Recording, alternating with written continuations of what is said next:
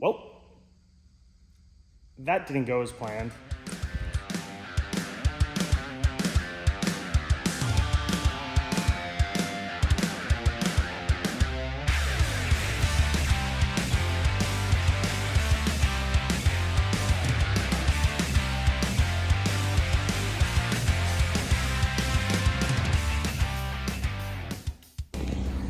All right, we're across the street from my shop because I didn't feel like pulling into the shop parking lot yet. Yep, that's the wrong car. So as you can also see, it's a little bit rough around the edges. We're also on mismatched wheels. Now, I put these on after the fact. These are Spike Performances. He made these custom for me. These are stainless steel instead of aluminum. We were having issues with the fins breaking off because of the vibrations from the K series. But yeah, so we got the silver car, and as you can see, we're missing a tow hook, but we have a tow hook. So I'll explain to you what happened and why this car is on the trailer and not the black one.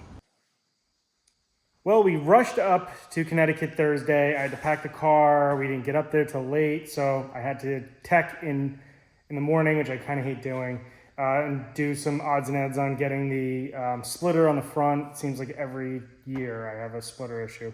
Anyway, we got out for the first session. Car felt really good. We went, because I missed the first session, you get stuck in E group. Made a couple of, I made a out lap. I made a faster lap, but in traffic.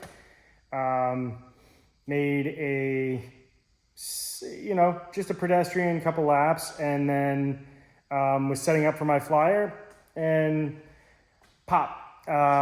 We blew a serpentine belt going down the straight all the way pretty much right past the start finish, and the car didn't shut down. The car stayed on. I didn't know exactly what it was right away. I made it around Big Bend. I parked it, and I shut it off at that point. Little do I know, I should say, I have no clue if I hurt the motor. So we pulled it off. I was able to, find a pigtail. My buddy Bruce had one, and I had a extra serpentine belt. So we got it all fixed up, and then this happened.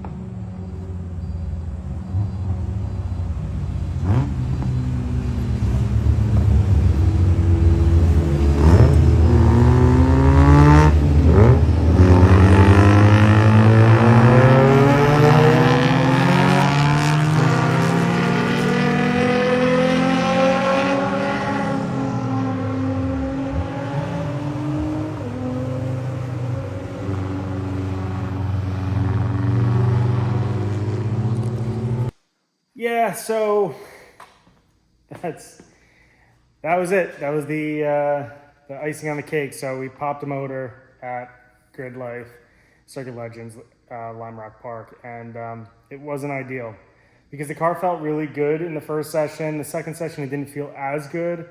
Temperatures climbed obviously really quickly, and one of those reasons is my own fault. On the black car, we did put a fan switch on it, and I did not turn it back on when I shut the car off in grid. So yeah, there was supposed to be a warning light. The warning light never went off, and the point is that it just, too little too late, and the motor blew. So yeah, we pulled off. We got pulled off. There was coolant everywhere, all over my windshield, obviously smoke everywhere. Pulled out and saw the carnage. So there's a picture of it. And yeah, so I thought my weekend was over, but my friends had another idea. A couple of my friends were coming up late, and one of them was like, dude, I'm gonna go get your car. And I was like, what are you talking about? Don't, he's all the way in Pennsylvania. Well, he did, and I really appreciate it, all the effort. He came here, he pretty much picked this car up in the middle of the night with, no, no questions asked or anything like that, but I really appreciate it. He got this car up to me Saturday morning. We were able to swap the wheels and tires over from the black car to this car because I stole the black wheels off of this one for the black car to begin with. Yeah, I was able to put my seat back in this one, and just kind of get the thing ready to go. Threw the splitter on and went out for the second session of the day, missed the first one, just because I woke up late. I was a little bit, I would say, hungover from emotion.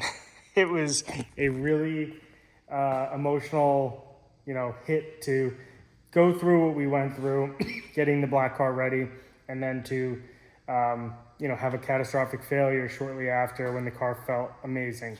So we got this car out for the second session. Car felt okay. This one definitely does not feel as good as the black one. Suspension's not really meant for the wheels and tire setup. Brakes aren't really set up for the wheel and tire setup, but overall the car, did well. It did what it normally does, which is, go quick. I had to kind of get readjusted again. I went from power steering and, a new transmission to this one without power steering and a different transmission and gearing. So there's some growing pains there. And unfortunately, though, what ended up happening was the reason that the lip is now black, and that is all duct tape, and that's because it is cracked pretty significantly all the way through. I got dive bombed going into Big Bend. I like to turn in and scrub some speed. I don't brake super hard. And there was a Mustang behind me who decided that, he was going to brake really late. Unfortunately, he locked up his brakes. And so I had to make a quick decision. I went really wide. When I went really wide, I got out into, the mess out on the edge of the track because at Gridlife festivals, there is drifting. So there was a lot of debris out on the outside of the track, and it just, the car could not gather itself up. I didn't have the traction. Ended up going straight off before the left-hander, hitting a curb, yeeting the splitter, yeeting the lip, and so I ended up having to, just kind of limp the car off at that point. So I made it around the track, realized I was missing the splitter, a couple of other things. It felt horrible. I honestly thought that the car's whole front end was going to be messed up. Got off, and I was told that just the lip and the splitter were missing, so that was good. We were able to actually hustle. The boys all got together. We ended up taking the front bumper bar off the black car and putting it on this one, duct taping the lip, and then cutting out, obviously, the holes for the splitter rods, and using the black car splitter, which I made. So it was much bigger. You could kind of see my hack job there. I apologize about all the other stuff, but I just kind of cut it down as best I could. I knew that this car wasn't going to be super competitive, so 1/8 inch or something like that, they weren't going to care if my splitter was a little oversized. So it didn't matter anyway. I got out on track, and we made a couple warm-up laps because unfortunately the session before somebody had crashed, and pretty badly. So we did some warm-up laps, started our, faster laps, I guess you could say, and spun out. And when I spun out, it was another situation where I let somebody go by that was on a flyer, gave him a point by, assuming that he was still going to keep going, and going into Big Bend, he broke really hard. Same difference thing. I don't have ABS in this car, and I had to make a split decision. Do I, hope that he speeds up, or do I brake really hard, locked it up, spun out, and unfortunately when I did that, the car started to go into a limp mode. Pulled it off and found out that probably the reasons it went into a limp mode was it was low in oil because we damaged the oil pan the first session. So, long story short, this car didn't really have a fair shot at going fast. I think this car, with a couple of, if I was able to get my head straight and didn't have two instances, I think I could have gotten myself around the track and bettered the time than we did in the black car. But that's what's pretty impressive about the black car. I made no efforts and went faster than last year. The silver car I knew I would have had to drive because it's heavier. Still has the sunroof, all the stock wiring, all the, you know, interior and all that stuff, heater core.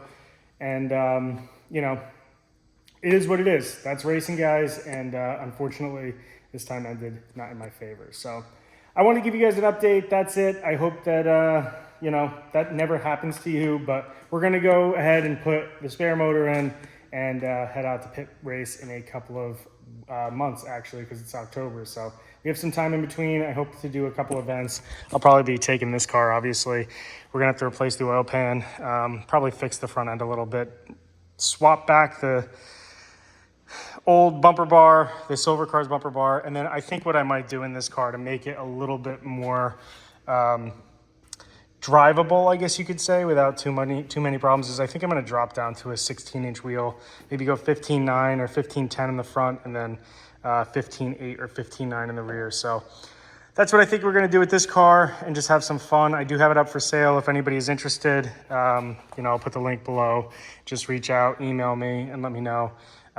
It is a very good car. There was no expense spared on this. Just to get this to the next level would cost probably $6,000 to $7,000 that I don't want to put into it because I already have a car that is super capable. This one was more for the fun of it and to keep me racing, which it did. It kept me racing this weekend. It didn't pan out that it helped, but I was out there, I was having some fun, and that's all that matters. So that's it, guys. Thank you for stopping by, and we'll have a couple more videos coming shortly. Thank you. Later.